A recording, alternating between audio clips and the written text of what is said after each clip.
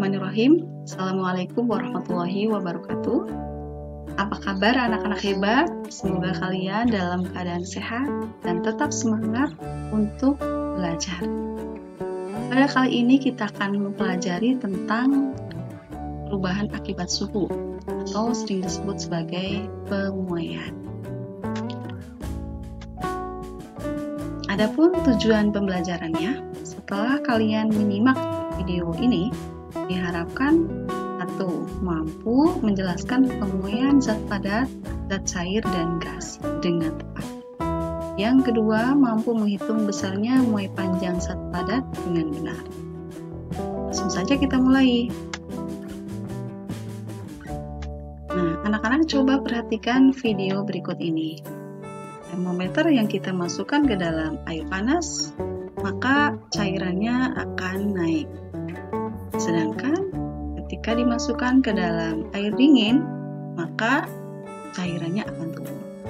Nah, peristiwa naiknya cairan termometer ini disebut sebagai pemuaian, sedangkan peristiwa turunnya termometer cairannya itu disebut sebagai penyusutan. Nah, pemuaian itu adalah peristiwa bertambahnya ukuran suatu zat akibat adanya perubahan suhu.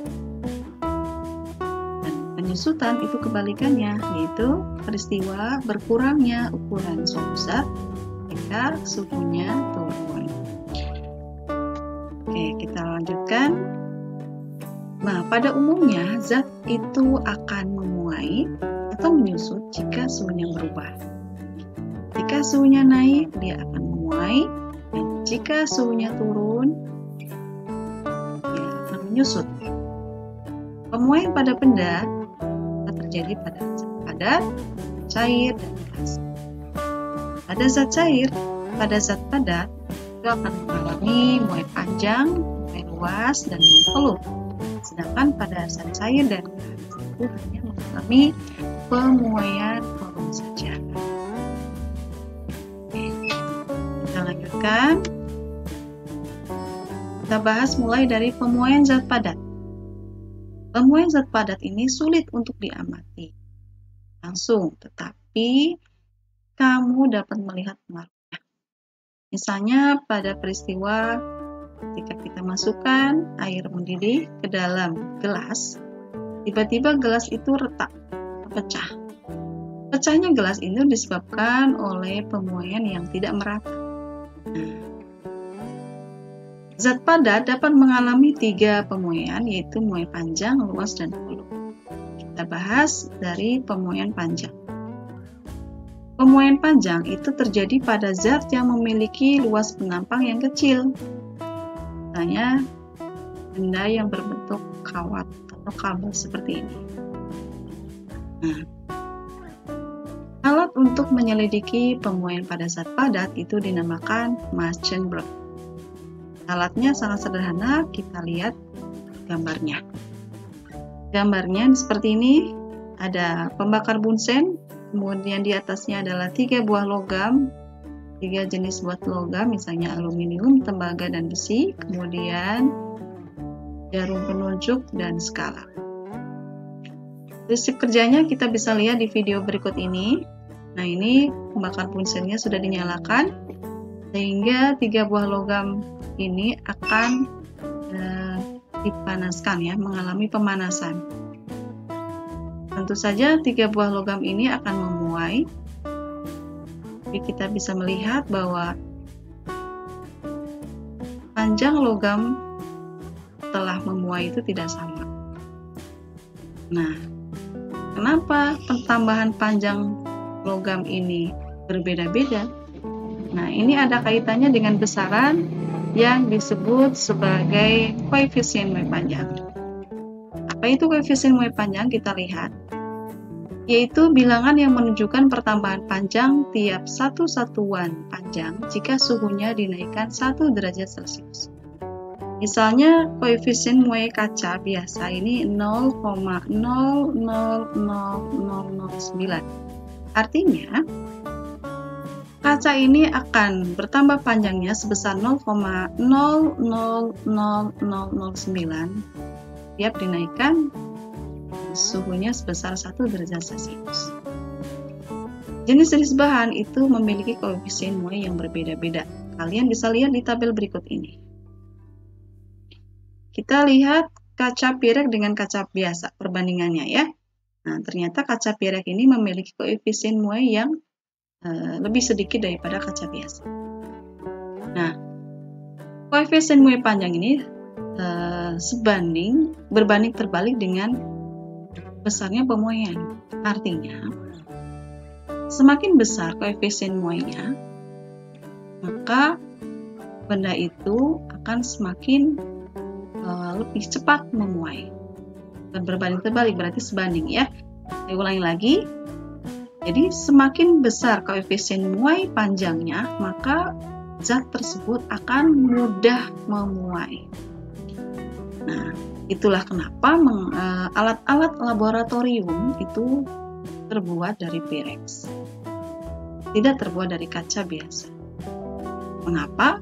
Karena koefisien muai kaca pirek itu lebih rendah daripada koefisien kaca biasa, sehingga kaca pirek ini lebih tidak cepat memuai, sehingga lebih tahan panas. Nah, seperti itu. Kita lanjut ke penggunaan matematikanya. Koefisien muai panjang ini adalah pertambahan panjang dibagi panjang mula-mula kali kenaikan suhu. Jika dalam bentuk lambang alfa itu sama dengan delta L dibagi L0 kali delta T. Kita lihat gambar berikut ini. Ini adalah benda mula-mula panjangnya L0. Setelah dipanaskan, panjangnya jadi seperti ini, jadi panjang, tambah. Jadi L. Nah, ada pertambahan panjang sebesar delta L. Delta L ini adalah panjang setelah dipanaskan dikurangi panjang mula-mula. Sehingga ketika kita akan menentukan panjang benda setelah dipanaskan, berarti panjang mula-mula ditambah pertambahan panjang. Karena pertambahan panjang itu adalah alfa kali L0 kali delta T, ini diperoleh dari persamaan ini, maka panjang benda setelah dipanaskan dapat ditentukan dengan rumus L1 sama dengan L0 ditambah N0 dikali alfa dikali delta T. Nah, supaya kita mudah memahaminya, mari kita lihat contoh soalnya. Panjang aluminium pada suhu 30 derajat Celcius adalah 100 cm. Koefisien muai panjang aluminium adalah 0,00025 per derajat Celcius. Hitunglah panjang aluminium itu pada suhu 80 derajat Celcius. Seperti biasa, kita tuliskan dulu apa yang diketahui dari soal. Yang diketahui adalah L0-nya, panjang mula-mulanya adalah 100. Koefisien muai panjangnya 0,00025 dan pertambahan suhunya, kenaikan suhunya, suhu akhir 80 dikurangi suhu awal, kurangi 30. 80 dikurangi 30 adalah 50. Yang ditanyakan dalam soal adalah panjang setelah dipanaskan.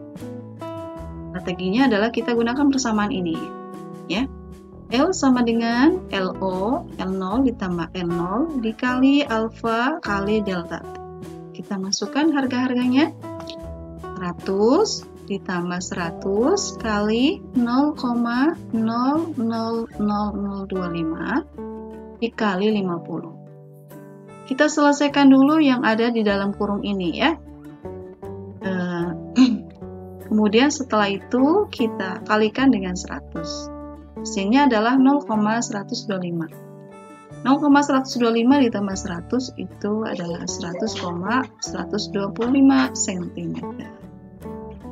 Gitu. Kita lanjut ke pemuaian luas. Nah, zat padat ini akan mengalami pemuaian luas bila berbentuk pelat tipis. Pelat tipis ini akan mengalami pemuaian ke arah memanjang dan melebar. Nah, lambang koefisien muai luas ini adalah beta. Beta ini adalah 2 kali alfa. Sebagai contoh, koefisien muai panjang aluminium ini adalah 0,00026, maka koefisien muai luasnya adalah 2 kalinya, yaitu 0,00052. Nah, lanjut ke koefisien muai volume. Nah, pemuaian volume ini terjadi pada benda-benda yang memiliki dimensi 3, yang memiliki panjang, lebar, dan tinggi. Contohnya adalah benda yang berbentuk balok. Nah, koefisien muai volume dilambangkan dengan gamma, lambangnya seperti ini. Yang mana gamma ini adalah 3 kali alfa. Jadi kalau misalnya koefisien muai volumenya 0,00026 per derajat Celcius, maka koefisien muai volumenya 3 kalinya, 0,00078. Kita lanjut ke pemuaian zat cair. Zat cair itu akan memuai, dan pemuaiannya pada zat cair ini lebih mudah diamati. Kamu bisa melakukan percobaan untuk melihat mengamati pemuaian zat cair dengan botol, kemudian lilin malam, dan sedotan. Botol ini kita isi dengan cairan, dengan air, supaya nampak ketika naik suhunya, maka cairan ini kita kasih pewarna, ya. Kemudian kita masukkan botol ini ke dalam wadah yang berisi air panas. Maka yang terjadi, air di dalam botol ini akan naik ke sedotan ini. Kita bisa lihat di sini ya. Nah, naiknya cairan ke dalam sedotan ini menunjukkan bahwa cairan di dalam botol memuai. Nah, pemuaian pada zat cair juga dimanfaatkan dalam prinsip pembuatan termometer zat cair. Kita lanjut ke pemuaian gas. Nah, gas juga dapat mengalami pemuaian jika dipanaskan. Kamu bisa menguji atau melihat pemuaian gas dengan praktek sederhana ya. Nah, prinsipnya seperti ini. Kalian alat-alat dan bahannya, botol, kemudian balon. Balon ini kita pasangkan ke dalam mulut botol, kemudian mulut botol ini kita masukkan ke dalam air yang panas. Maka balonnya ini akan meniup sendiri. Nah, meniupnya balon ini menunjukkan bahwa ada pemuaian gas. Gitu. Nah, sifat pemuaian gas ini harus kita perhatikan dalam kehidupan sehari-hari. Misalnya, ketika kamu membawa ban sepeda itu tidak boleh terlalu keras. Hal ini supaya ban sepedanya itu tidak mudah meletus ketika suhu atau siang hari yang panas, seperti itu. Nah, bagaimana penerapan pemuaian dalam kehidupan sehari-hari? Mari kita lihat gambar berikut. Ini adalah rel kereta api ya. Nah, kita fokus ke sini. Rel kereta api ini dibuat bercelah. Tujuannya adalah agar tidak melengkung ketika memuai. Wah, bahaya sekali kalau jalan rel kereta api ini melengkung. Sehingga dibuatlah celah seperti ini. Penerapan yang lain kita bisa lihat gambar berikut. Nah, ini adalah botol kemasan sirup, kecap, minyak goreng, saus. Ini tidak pernah diisi penuh. Nah, hal ini bertujuan agar tidak tumpah jika memuai. Apakah kamu bisa menunjukkan penerapan pemuaian dalam kehidupan sehari-hari? Pasti bisa ya. Baik, demikian penjelasan mengenai pemuaian pada benda. Mudah-mudahan kalian dapat memahaminya. Terima kasih. Billahi taufiq wal hidayah. Wassalamualaikum warahmatullahi wabarakatuh.